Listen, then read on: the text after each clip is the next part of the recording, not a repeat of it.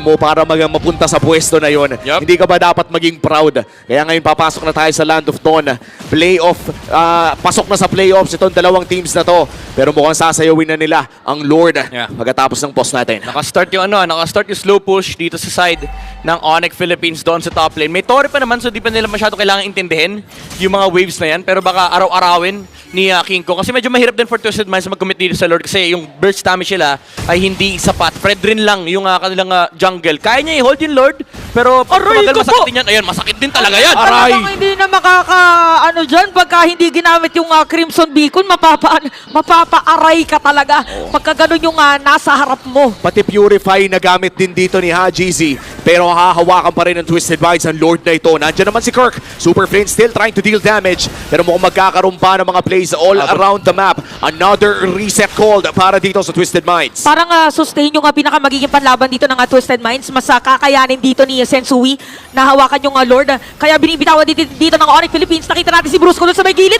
Naku, walang tatamaan. Pero si King Kong pa rin makakakuha dito ng Lord. Habang si Sensui naman, kalahati na lang yung kanyang shield. Outplayed, makakakuha ng kill. Hinahabol dito si Super Friends. Pero babalik pa rin! Napalalim pa nga si James. Kamuntikan nilang ma-shutdown. Bandang top lane, nandiyan pa naman yung blessing. Sure na sasabog yung Lord. Pero mukhang papasabugin din ng kupunan ng Onyx Philippines lahat ng mga holy defense sa base ng Twisted Minds. At kita natin for Twisted Minds, pipilitin nila na madepensahan yung Torre dito sa taas. Parang medyo nahihirapan sila dito mag-decide kung kailan talaga tatalon kasi grabe. O punasan, hindi natin malalaman sa ngayon. Pero mukhang si Sensui, sisimulan na ang pangalawang Lord ng larong ito. Hahawakan lamang niya para talaga tayong bumalik in time dahil may Lord Dance na naman na matagal at nandyan na naman si Fredrin. Oo, kahit paikliin mo na yung pinaka-pwesto ng Lord, ganun pa rin talaga eh. Bumabalik pa rin sa pinaka-identity ng Filipino Lord Dance. So nakapaglinis na minion wave.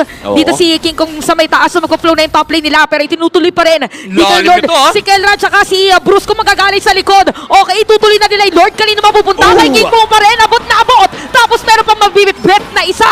Ginamit na rin yung Summon Force Stream. So bigong sagot nila. So diretso nila sila Kelra. Pero maiiwan si Kelra dito. Double kill na pa rin ang top lane. At isama mo na rin dito si Brusco.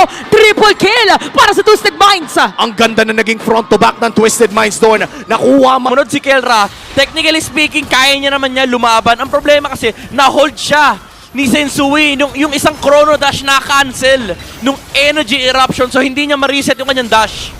Oo, parang ganun lang ay matutunaw. 17 minutes, 5-6? Ano? Sabi ko sana, yun ang 3-way padlock gaming natin. Oo, 3-way padlock ng MPL at mukhang sisimulan na nga ang Lord na ito. Si Sensui pa rin ang hahawak. This might just be the most important Lord for Twisted Minds. Pag nakuha ito ng Onyx Philippines ay baka kaya ng i-end